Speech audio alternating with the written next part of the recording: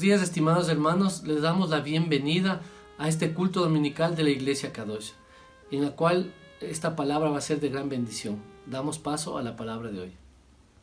3 líderes cristianos oraban reunidos antes del amanecer en un sitio que ellos creían era secreto y seguro. Fueron interrumpidos por ruidos y gritos. En cuestión de segundos, los cristianos estuvieron rodeados por un grupo de soldados. Eran soldados romanos, que los hicieron ponerse en pie, los encadenaron, los golpearon y los azotaron, y se los llevaron a un lugar desconocido. Después de angustiosas horas de prisión y castigos, los cristianos fueron sacados al Coliseo lleno de una bulliciosa muchedumbre, reconociendo el estadio con una vista y entendiendo que sería su ejecución. Era el día de su muerte. Todavía en cadenas, el grupo fue llevado ante el procónsul, quien les ordenó que renunciaran a su fe en Jesucristo, el Hijo de Dios. Juren por el César, juren que el César es el Señor, exigió el procónsul. Renuncien a sus creencias falsas y los pondré en libertad. Y agregó una advertencia: si no toman el juramento, tendrán que enfrentarse a los leones. Uno de los seguidores de Jesús que estaba ahí en ese momento, allí, dio un paso adelante. He consagrado mi vida a Jesucristo, dijo, el Hijo de Dios viviente. Si su voluntad es que muera hoy, que así sea. No puedo renunciar en quien creo, en Jesucristo mi Señor. Yo tampoco, dijo uno de los compañeros a gran voz. Yo serviré únicamente a Cristo, dijo el tercero. El procónsul hizo un gesto con la cabeza a sus soldados, abrieron las puertas. El gentío del Coliseo comenzó a gritar mientras los leones salían a la arena y fijaban su hambrienta mirada en sus víctimas. Escogieron estos cristianos, estos creyentes, morir por lo que creían, antes de renunciar a su fe firme en el único Dios verdadero. Nuestra juventud, en la actualidad, tiene que sufrir el Coliseo del siglo XXI. Aunque no se enfrentan literalmente a los leones, es muy probable que enfrenten más tentaciones éticas y morales, más batallas espirituales y relacionales que ninguna otra generación a lo largo de toda la historia de la humanidad. Sí, son nuestros jóvenes, hijos, nietos, hermanos, cristianos jóvenes, adultos jóvenes e inclusive tú, que enfrentan en este momento presiones sin precedente.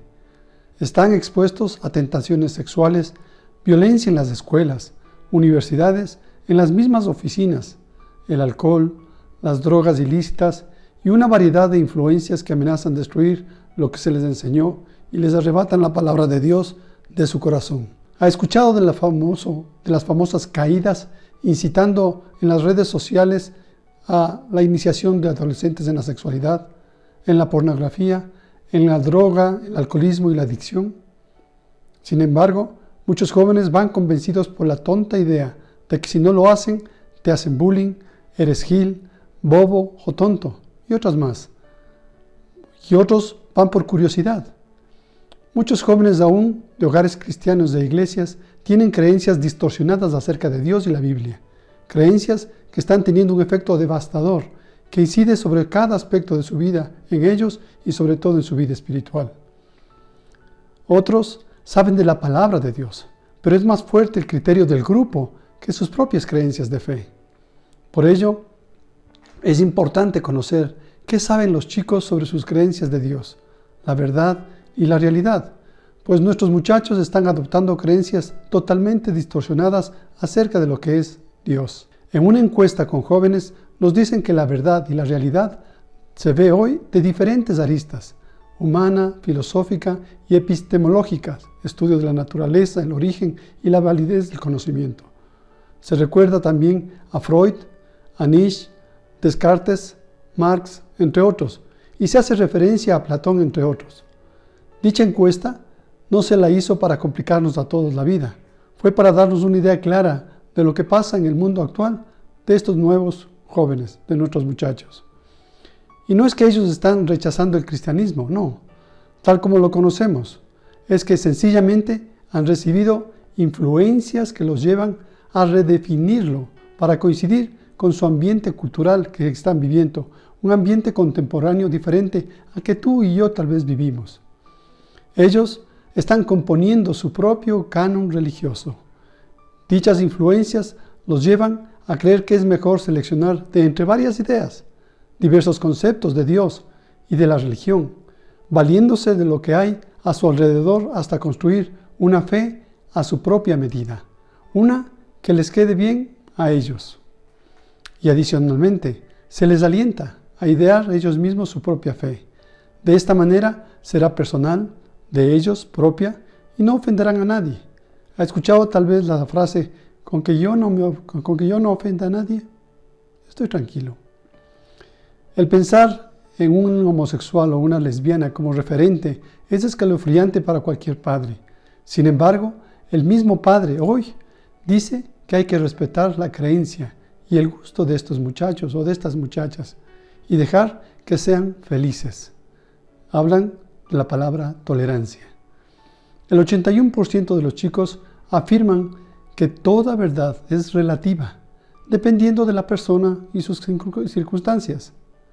¿Quién les está enseñando estas cosas a nuestros niños? ¿Quién está influenciando de esta forma a nuestros muchachos? ¿Cuándo todo esto cambió? Y más ahora, con la pandemia, que están abiertos a los sistemas tecnológicos y a páginas que no sabemos ni desconocemos. No es que la palabra de Dios esté en juego, no, para nada. Esta no cambiará, ni sus principios, valores o normas, sino las estrategias de enseñanza, los métodos de evangelismo, las formas de combatir deben dejar de ser obsoletas y adaptarse por la ayuda del Espíritu Santo a una nueva forma de impacto. La música, los artistas, ahora los deportistas con esto de las Olimpiadas, la cultura, las costumbres y tendencias, ideas filosóficas nuevas, las religiones contemporáneas, las redes sociales, todo está cambiando y en una manera vertiginosa. ¿No deberíamos pensar en qué deberíamos nosotros cambiar las formas de evangelizar y llevar la palabra a esta gente? ¿O será que esta nueva normalidad de vida exige redefinir a la misma iglesia para llegar a esta nueva generación y sociedad, para llegar a esta nueva manera de vivir, a esta nueva normalidad? ¿O cuestionar que nuestras formas fueron equivocadas? Necesitamos volver a la palabra, pues ella responde y contextualiza, profundiza y escudriña esas bases eternas de llegar a esas nuevas formas de llevar el mensaje de salvación en Jesús. Como responsables de nuestros hijos, no podemos seguir leyendo la palabra de Dios como niños. Hoy se hace imperativo escudriñar la palabra para responder a las exigencias y las preguntas de estos muchachos, de la juventud de hoy. Hay personas que no entienden cómo los jóvenes ven y se expresan en su realidad. Para muchos puede ser confuso y hasta puede entenderse como estupideces. Sin embargo, para muchos otros, con profundo respeto de los cambios filosóficos, sociales y culturales con lo que ellos, nuestros jóvenes, están lidiando su verdad y realidad. Sí, están lidiando y luchando, confrontados con su creencia, con lo que queda de sus creencias. Y no podemos negar su realidad, y si los hacemos, nos convertimos en piedra de tropiezo para que ellos puedan llegar sanamente a la verdad de Jesucristo. Es todo un sistema, y es un sistema dinámico, una filosofía que se está integrando a través de la cultura, del gobierno, las escuelas y colegios, universidades, videos, el internet, televisión, música, películas, juegos de video, y se les conoce como postmodernidad.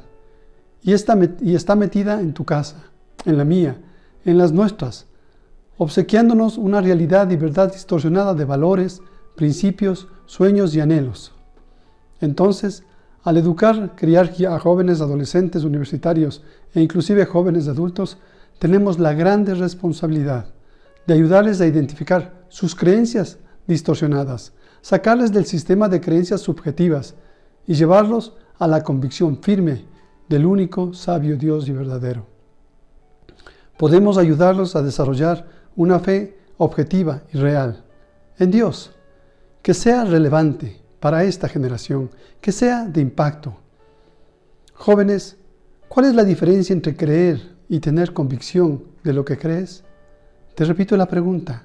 ¿Cuál es la diferencia entre creer y tener convicción de lo que crees?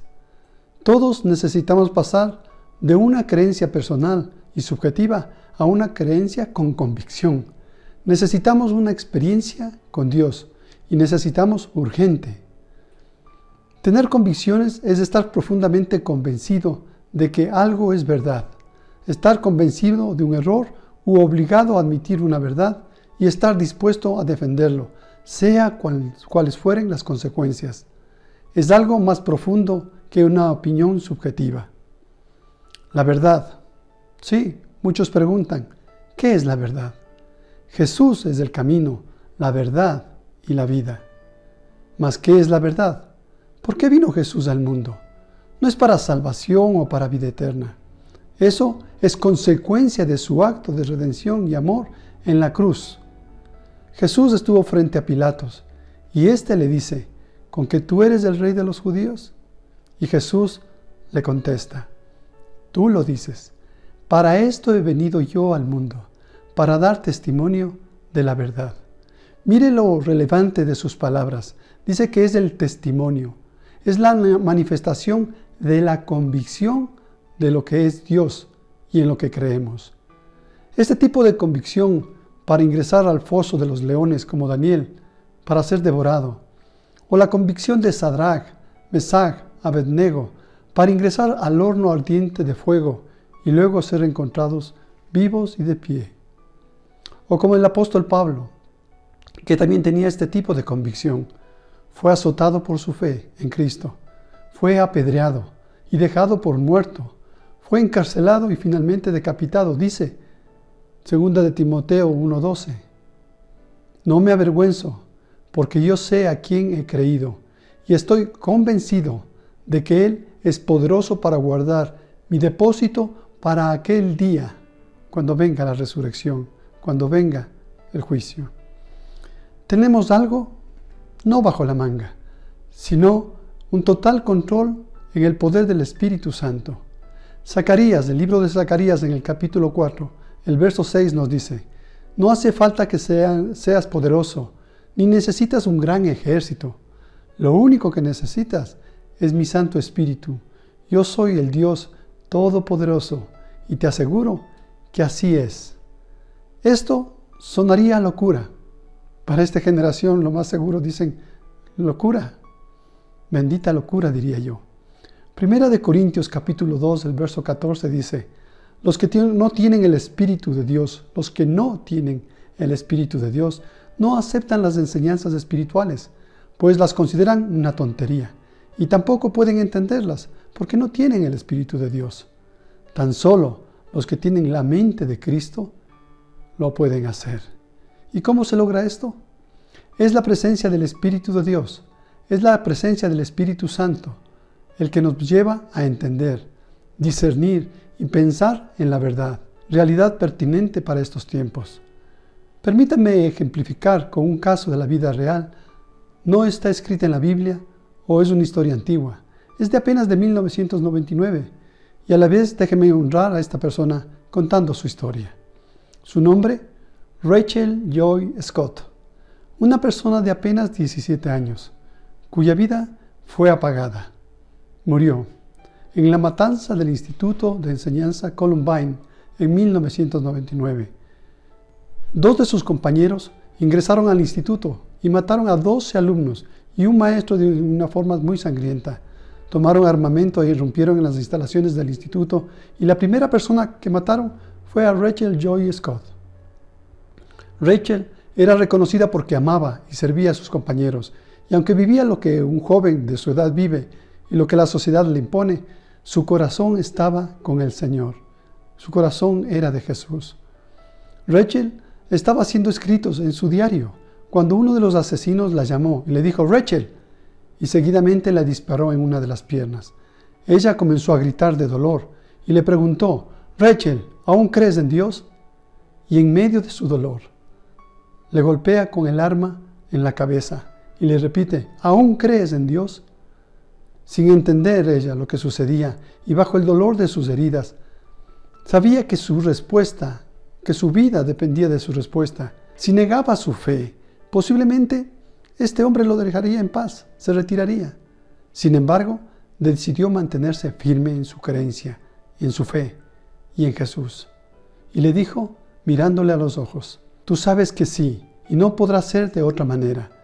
El tipo, con mucha ira, le disparó entre los ojos gritando, ¿por qué?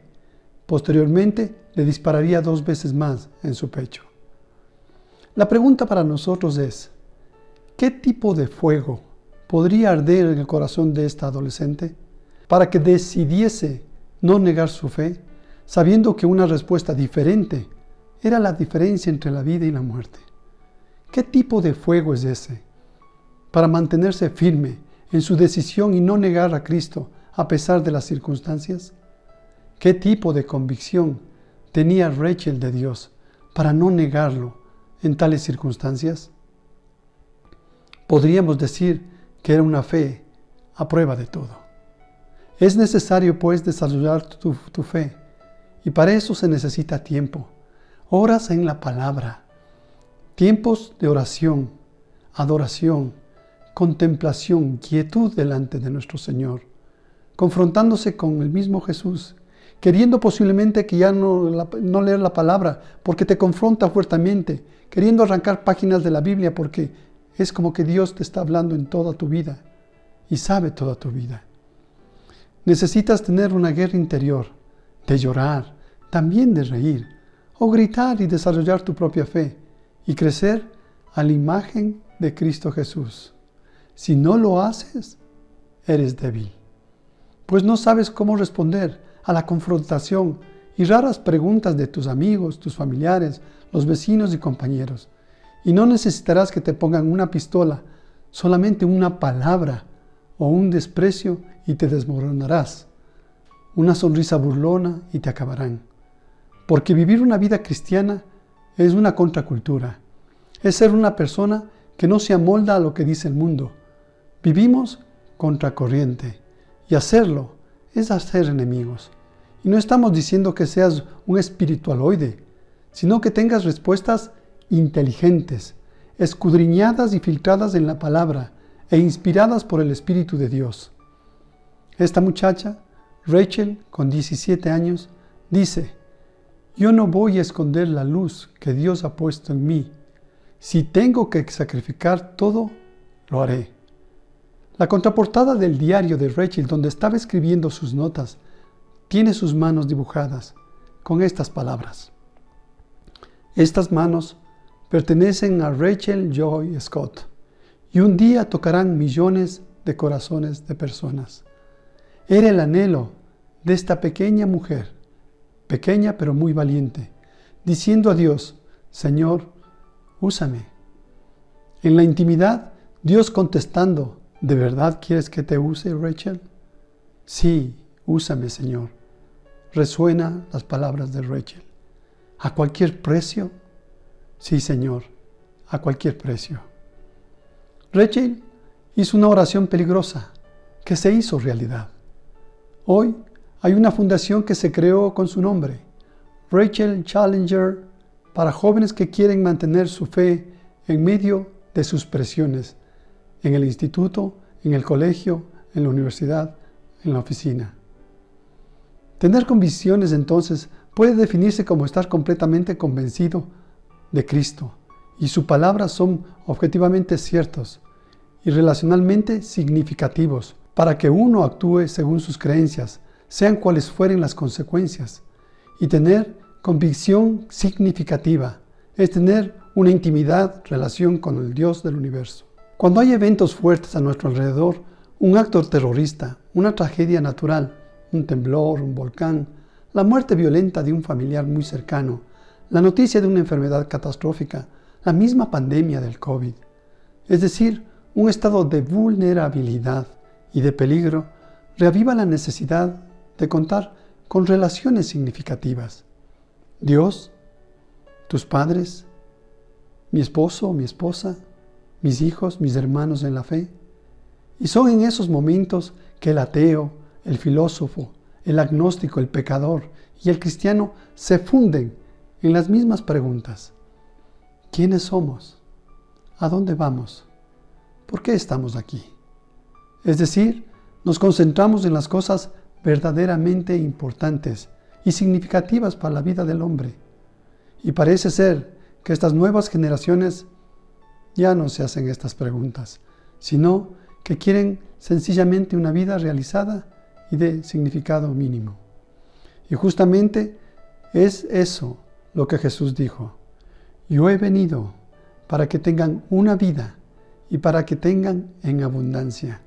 Juan capítulo 10, el verso 10. Miren, como pastor y padre, mi corazón se movió. Los padres de estas generaciones serán convertidos o convencidos, o serán convertidos y convencidos. ¿Cómo pueden estos padres comunicar eficazmente su fe a la próxima generación, si no nos educamos en las nuevas tendencias y creencias?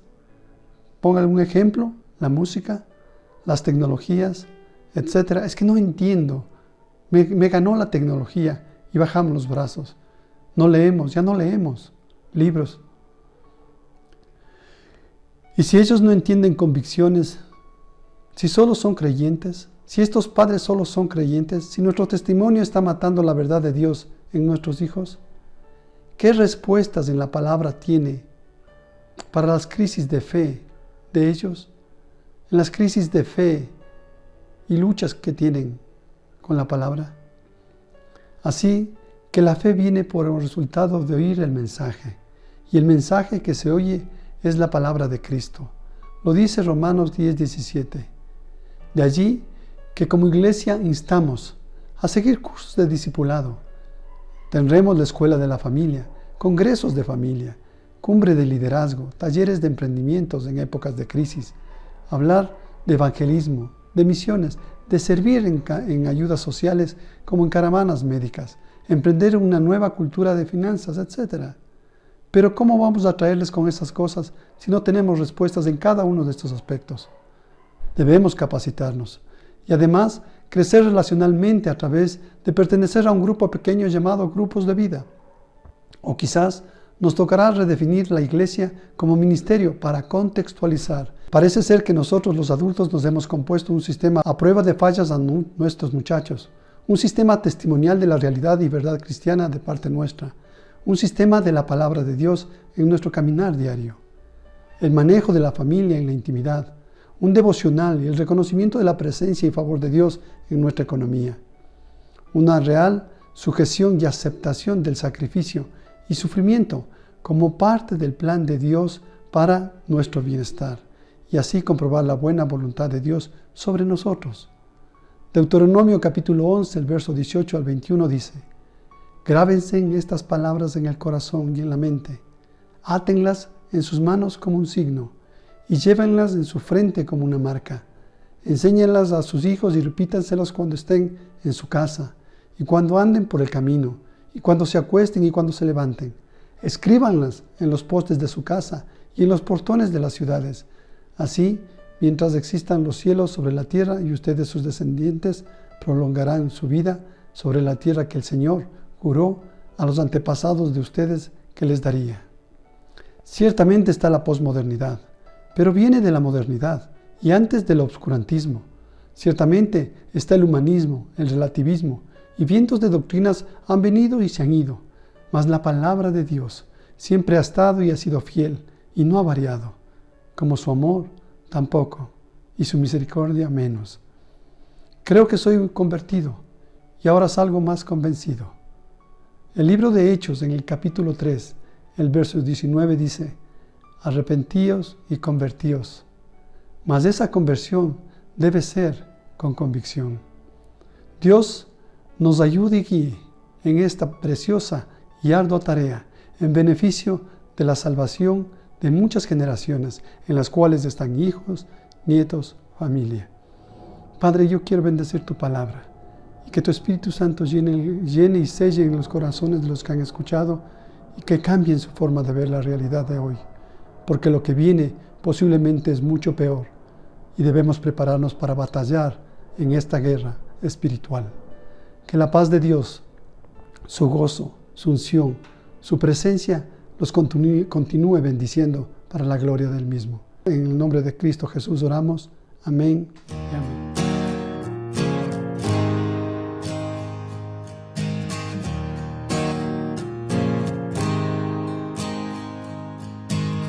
No hay mar que tú no puedas abrir, no hay monte que no puedas mover.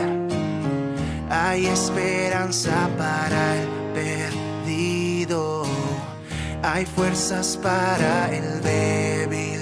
Hoy debes tener fe, debes tener fe.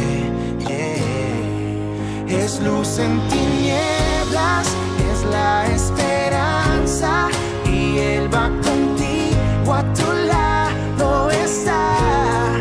Tienes que creerlo antes de verlo y confiar en Él, un camino abrirá. Debes tener fe, debes tener.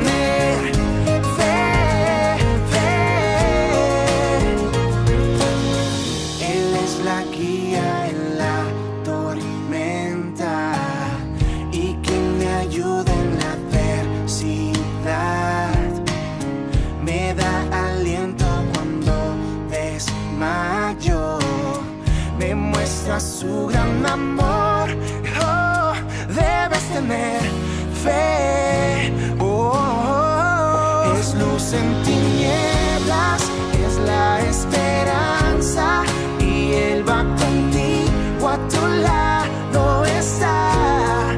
Tienes que creerlo antes de verlo y confiar en Él, un camino abrirá. Tener fe, debes tener fe, debes tener fe, debes tener fe. Tú me rescataste y vas a mi lado. Es luz en tinieblas, es la esperanza, y Él va contigo, a tu lado está. Tienes que creerlo antes de verlo y confiar en Él, un camino abrirá. Debes tener fe, debes tener fe.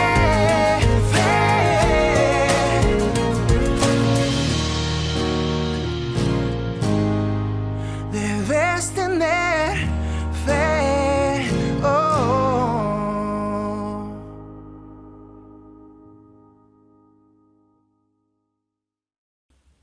Qué hermosa palabra que recibimos en esta mañana. Yo doy gracias a Dios porque el Señor, por medio de su palabra, nos alimenta cada día, nuestra alma, nuestro espíritu y nuestro cuerpo. Que Dios les bendiga y que el Señor sea bendiciendo en esta semana a todos y a cada uno de nosotros, los integrantes de nuestra hermosa y amada Iglesia Kadosh.